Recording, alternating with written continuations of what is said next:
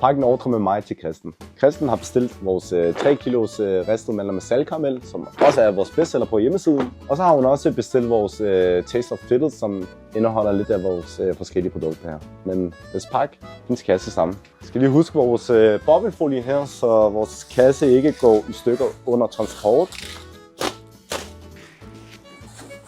Sådan der.